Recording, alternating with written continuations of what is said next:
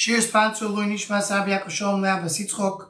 We're holding in Bava Kamo Daf Kuf base. We went ahead in the previous shir, went a little ahead, so we're going to start from a few lines down in Daf Kuf base and Mudalaf. The Gemara says, Tanu Rabban, Hagoizel Umachil is Banov. Someone goes, steals, and feeds his kids. P'turim Milshalom. They don't have to pay. Hiniach Lefneim, if he went and he put in front of them the whatever he stole, Kedoilim Chayovim L'Shalom. If they're adults, they have to pay. K'tavim P'turim L'Shalom. But if they're children, they don't have to pay. And as we'll see, the Gemara is going to tell me in a moment that this is a machlekes of Suchos and Rabbanim. If the Gedolim says we don't know the calculations that our father did with you, P'turim doesn't the pot of paying. Says the Gemara, how does that make sense? Because they don't know, that's what the potter. That's a reason to pay to them, because they don't know, because they're not aware. That's what it means. It's not that we don't know. We know. It's not a shema, it's a vaday. We know the cheshbonis our father did with you. According to what we know, you potter. We didn't have to pay anything. We already paid you back. So then the p'tur. Then the potter. In other words, the fact that we know there was a gezel, if they said tainas bori that we know that was paid, that's good enough. That's the first price. He goes and steals, gives his kids. As we saw in the Mishnah. And he put it in front of them. And they ate it. If they themselves ate it, if they went and ate it, they have to pay. Says the Gemara, how do you make the Ketani to eat? What happens if they're mazik? A kotam that's mazik nechosim. Does he pay? No. We know the din is a Ketani, don't pay for a hazik.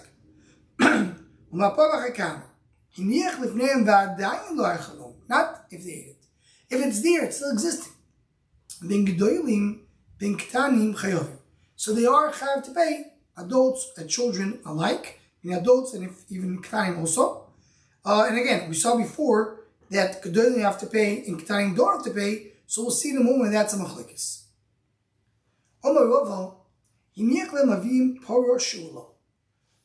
Father died and he borrowed a cow. So then they can go and use it for the time of the Sheila. Here the Rishonim point out the idea, there's a raya over here, many of the Yeshivas so to speak about it.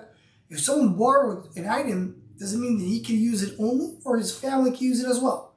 We're clear from this Gemara, if someone borrowed an item, so his kids can use it as well. So if he too borrowed it for a year, and he was nifter in the middle of the year, the kids can continue using it until the end of the year. Meso, if the animal died, they're not chayavim. Why? They're not the shoyah. So though the lender cannot take away from them the item because they have the schus to use it, but they're now responsible for the item. Interesting duality. So says the Gemara, if by mistake they thought it belongs to the father, and then they shechted and ate it. Because it's a mistake, so they don't pay the full nazik. They pay the baso b'zoil, which is you pay 2/3 of the value. If the father left the charas techosim, then they have to pay. This last sentence of the Gemara now explains it two ways. Some say it's on the ratio, meaning that if they were shoyel and there was a charas of the father, they have to pay, even though it died naturally. Because the achrayas starts earlier. Some say it only in the Sefer. If they ate it, so when they ate it, they're gazlanim, even though they did by mistake, but they're stealing when they're eating it, so then they are obligated to pay. And then the father, if there's the charas techosim, so you go after the charas techosim, that's what you're responsible to pay. So says the Gemara, meaning as Rashi says, the difference is that they have to pay full. Before we say they have to pay only 2/3. Now you're paying full. So says the Gemara, if So they can the ratio come on the seifo. Not the ratio, kosh can seifo. One who says it on the ratio, so kosh can seifo. Meaning, if in the ratio you're saying that the achrayus that the father left is enough to take away from them. In other words, the father borrowed a par, then the father died. They used the par, and then the par died on its own. So you still go and go with the par from the karka because the karka is mishubah before the father died. Kosh can say when they say themselves when they ruined it. And that's Pali God Rapapa. That is going to argue Rapapa's Shita that we'll see in a moment. Because about the Seifo, so Roman the Seifo, I will ratio like Dafko in the Seifo, you have to pay back with the Zochar Zechosim, but not in the ratio. The Hayu Dapo, and that's exactly Rapapa. What Rapapa? Tamar Rapapa is so far Gnuveloy with Tov Chob Shabbos Chayv. Person stole an animal. And then when he checked it on Shabbos, the Gneva already was done before Shabbos. So a person stole on a Thursday, and on Shabbos he checked it. So for the Gneva was already done. Now what about the fact you want to pay, what are you paying for the Shechita? For Dal Day? Dal Day is a Knas. And a Knas you do pay even on Shabbos. It's a Chidush Shechita Torah Knas, as Rashi says, according to more Ksubas. So therefore you pay on Shabbos. But if the cow was borrowed, the Tov Chob Shabbos, and he shechted on Shabbos, so now by shechting it, he's stealing. He's stealing on Shabbos. You can't be chayav on Shabbos for stealing. He was chayav for killing. He's chayav for the shechita. So here you have kim liv d'Ravini. When a person does a chilul Shabbos, for the same halacha, it can't be he's going to be chayav moment. So if you're to be chayav knas, that you see the knas is different. But to be chayav the ikar carrying the principle, that you can't be chayav. If you don't have the principle, you can't be chayav the knas. As we have the rule, early in the Masechta, is tashlumi dal ve'ei, or tashlumi gimel adal. So only the extra money you could pay, if you're obligated on the principle, so the extra money you have to pay, even if it happened on Shabbos. But if the principle happened on Shabbos, doing the same halacha, so then you're part of Kimel Darmini. It's Chayav Nisod Shabbos, you can't be Chayav on the Gezel. Now what is Rapapa telling us? Rapapa is saying that the Sheila, you're not obligated until there was a Shechita. Until you don't do Shechita, there's no obligation. And that's why he's saying, Sheila, if he borrowed the paro, you know when he's Chayav to pay for the paro? Not from the time that he borrowed it. You say, okay, from the time you borrowed it, you have to be responsible. Something, you can pay it back. If you don't pay it back, you have to pay the full amount. No, you become obligated to pay only when you shech the animal. Only when the animal died. That's when the obligation starts. Before that, there's no obligation. Back to our sugya. What is the Gemara saying in our sugya? If the father died, and he left a parashula, according to our papa, there's no obligation here yet, because the obligation starts only once the parah died. When the parah dies, the father's not here, so there's no obligation, and the children did not take responsibility for it. So no obligation starts once if the father already died. But if you don't know the papa, so the obligation did not start when the cow dies. The obligation started when the cow was borrowed. So that already started from the life of the father. So that's the two sheets in the Gemara. When we say you have a chayav nechosim, you can be able to goive it from the nechosim. Is there talk about the ratio when they do ma'aseh? Just the fact that the father borrowed it, you have to pay. Or you say, no, the father borrowed it, there's no chiyuv until the be'ema died. So if they kill the be'ema, they became obligated. But if they didn't kill the be'ema died naturally, there's no obligation. Now here, just one point in this Rapapa. Shlomo Fisher in the Vesisha says, he points out, simple question. If a person borrowed a cow and the cow died naturally, does he have to pay or not? The answer is he does have to pay. Shoyel is chayav if it died. Right? So now he shechted this behemoth on Shabbos. You say you don't have to pay. Kivim b'avavini. But what about the chiyuv that he had if he died naturally? Where does that chiyuv go? That chiyuv did not exist? If that chiyuv did not exist, why when it dies naturally you chayav? Says the Shlomo Fisher, no, the chiyuv did not exist. The chiyuv starts only once the behemoth dies. but he didn't do anything. In a case, he didn't kill the behemoth. The behemoth died naturally. Well, how did the chiyuv start? So, Fisher, you see from here that the chiyuv of a shomer is like a chiyuv of odom amazik. Meaning the Torah said, when a person takes an animal to guard, to borrow, and the animal dies, that moment is considered to be that he killed it. Even though he didn't actually kill it. But if he is a shayel and he's obligated in ointzim, the ointzim makes him that when the oinus happens, he's odom amazik. And there's many other rights from the beginning of the Masechta, but that's the pshat here in our problem. Says the Gemara, Torah Beishas exel shegozal, you have to return exel. Mato b'lima shegozal. In other words, mato b'lima, that's the right way to read it. Asher gozal yachzi, ashmato gozal yachzi kei shegozal. What asher gozal yachzi kei shegozal has to be kein shegozal. It has to be return exactly what he stole. If he gave it to his kids to eat, he's potter because there's no more kein shegozal. If it's there, it's existing, you pay it. But if not. Now he has to pay if it doesn't exist. So what is referring to these kids? If you left it in front of them, doesn't matter if they're adults or kids, you have to pay. According to Suchos, no. Only Gedolim Chayovim, Ketanim or Potter from the Shah. Says the Gemara, Bar Chamud Yavimyo, the brother-in-law, son of the father-in-law of Yavimyo, Tarak Gale Be'apei Yavimyo. So what's the story? Talking about, he was a child. And Yavimyo wanted to go and be Yoyrish and Nechosim.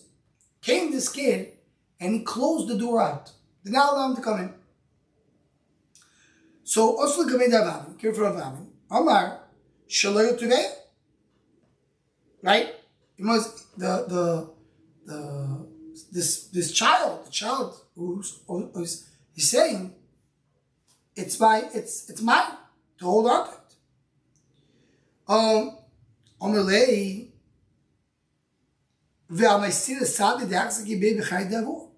says Rabbi Abim, says Rabbi Yirmiyahu, I have Eidim that I got when his father was still alive. Rashi says the father sold it to him, gave it to him as a present. So the child says, I'm holding on to this. I inherited it. Says Yirmiyahu, no, I bought it from your father before. Omelei, so I want to bring Eidim. I have Eidim for this. Omelei, you can't bring Eidim. Could we bring Eidim that could be base with base? Can I bring Eidim if the Baldin is not here? Meaning I have to do Eidus in front of the Baldin. And here, the Baldin is not here. Why? Because the child is not considered to be here. But we just learned that if somebody has a claim against the father, and the father died, he goes to the children and takes it. That means they're considered to be here. Says, yeah, exactly. It's a Simchus argues. Suchus says only an adult can take the money from Naktaim. Says everybody's going to hold like Suchus to take my money.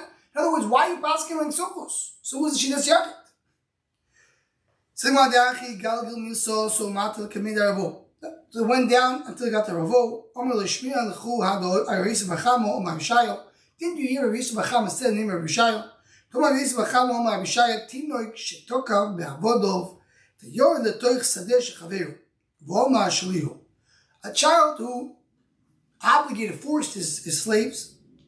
He says, go into the field of my friend and say it's mine. You don't wait till he gets an adult. You take it away right away from him. You know what he did? He waited to the son of his friend. Right? So then afterwards, you'll be Eidim and we'll discuss it. But right now, we're taking it away from him. So what is it going to say? You see, that even though he's a katan, I don't say, okay, let him stay there. We take it away from him and then we'll discuss it. So they're going to be also here, the guy just went to someone else's field. He doesn't have any chazakah. So you imagine the case. Someone died, there's an empty field, and comes little Yoni, and he jumps into the field, and he says, this is mine. We're not going to do it, so even though he's a child, I'm taking him out. But in this case of Yirmiyahu, the child goes into the property of his father. So in this case, this will be different. You could accept an edim even if the baldi is not there. Not like we just said now. Rav was thinking about it. Is it true? Kiblo was mekabel for him. When did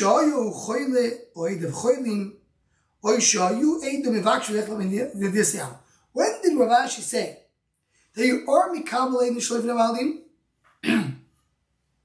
When is it? When there is a special case, extreme circumstances. He's sick, can't go to the basic. The Eidim were sick, they can't come to see him. Oh, the Eidim have actually, they have to go away. The Shochul, they called him to come. They said, please come. He's like, either I can't, or he didn't come. So in these cases, that's the one case. That's what we said you can be Mikabel Ein Shloif Nemaldim. But normally we don't. You couldn't accept Eidim Im Shloif Nemaldim. I understood the name of Shmuel, going to Potchule Bedino. They started the din. He said, please come to the din, and you want to come. They didn't start and ask him to come. In other words, if the din did not start, he could say, I don't want to do a din in this basin. In other words, once the din started and he agreed for the din to start, there was no objection. So then he has to come. But if he says, I want to go to basin, I go to Yerushalayim, he can force him to go to basin and go to Yerushalayim.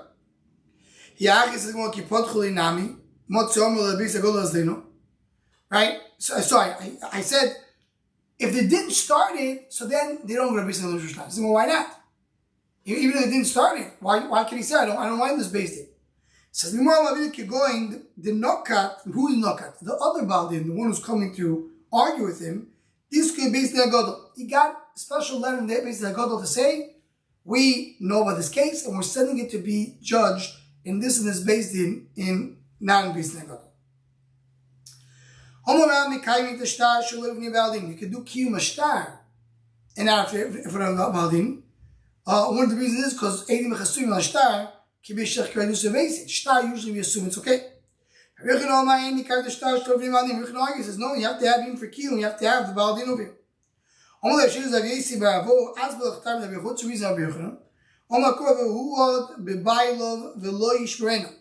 You have to have, when you do, make the shor muad, is muad b'bailov.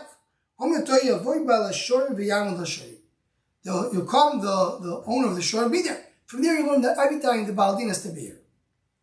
You can do Kiyum Ashtar b'nayim for a Baldin. Even out there screaming, you still do the shtar b'shloim b'nei Baldin. He says, but guys, give me a little time. I think the shtar is wrong.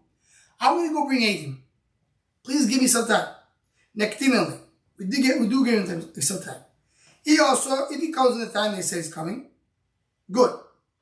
Eloy also, if he does not coming, not treat him late behalf. Wait for him Monday, Thursday, and Monday. Eloy also, if he doesn't come, kasvino psicho alayah. Psicho means an announcement. Basically, put it out a press release. This person, he owes money based on a shtar. He denies it. We're announcing that we're going to soon go into his properties. And he put it in this psicho for 90 days. Close to Kamoy, the first 30, we don't go into his property.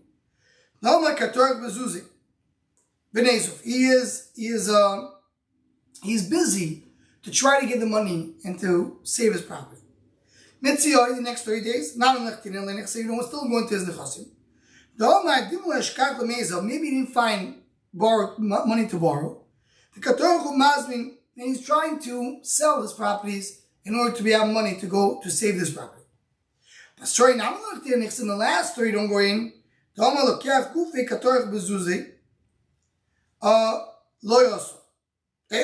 of this. In other words, what? We're saying no, he found the buyer, but the buyer needs some time till he closes.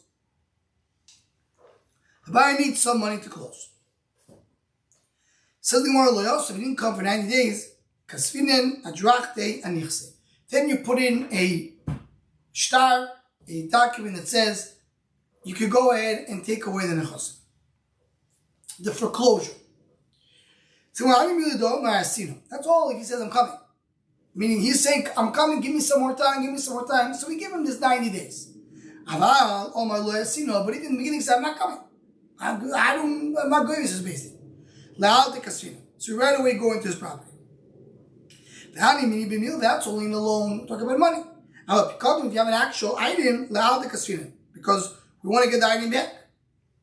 When you do write it, only for karkos.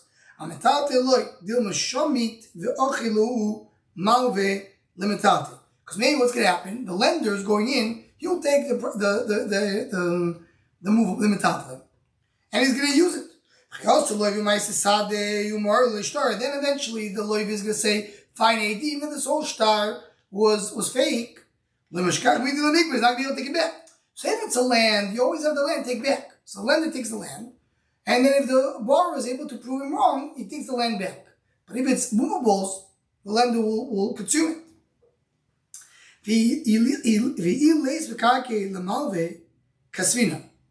And if there is the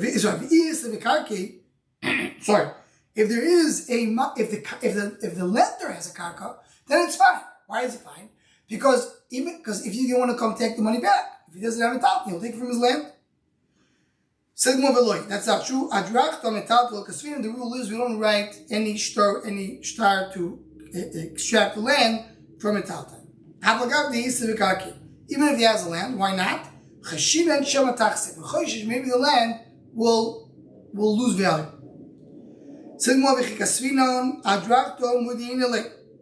When we do send the draft to send that shtar, the extraction, the foreclosure, we let him know. We have to let him know. That mikra, that's only if it's very close. If it's too far, not. If it's far, there are relatives. And there's people that go, there's traveling people. So then we wait 12 months in order for people to be able to announce to him, you should know that your land is being foreclosed on. You wait from Ancha Tracer Yachashato for 12 months at the Aslo, the Aisto Shiros Bechazoy, till the Shiros came from Bechazoy. That's not a good raya. Hosom, the lender, was Inish Alma. He was a mobster. He was a violent person. If you would be able to get the foreclosure document, you would not be able to take it out of him. In other words, there was mechwanis there on the borrower. They didn't want to get the lender the upper hand, because once you get the upper hand, there's nowhere to remove it. So they waited for the borrower a little bit longer because the lender was a violent person. By us, we don't wait so long. And until the shliach basically goes betlas on Tuesday. So as we were trying to point out here, Monday was din. Usually there's din on Monday and Thursday. So the din was on Monday. Tuesday the shliach goes to look for him. And he gets there on Wednesday. And then in other words, on Wednesday he can come. Tuesday the shliach looks for him. Wednesday he comes along, and Thursday he's in the basement. So what does the more basically tell me? We're saying, I'm not going to wait for such a long time. If the guy's dying, we have to give him the courtesy of announcing and telling him, you should know that we're going to foreclose on your property. But we do that with certain extent, with certain limitations. If he's close by, we'll let him know. If he has relatives, we'll let the relatives tell him. But if it's a long term, we're not going to do it. How short? Says the Gemara, we give him basically the half a week. If Monday is the din, we wait till the next Thursday. If he's able to make it, if we're able to announce for him to come, we do. If not, it's too far away. And if we went through the process of foreclosure that we mentioned in this daf, so then we're going to do that draft even without announcing it, and we're able to take out the karka from the borrower. And if the borrower has a claim against him, he'll go against him and take it back. So we'll stop over here at the end of this daf, and we'll continue Be'ezer Hashem tomorrow from this place. Kol Tov.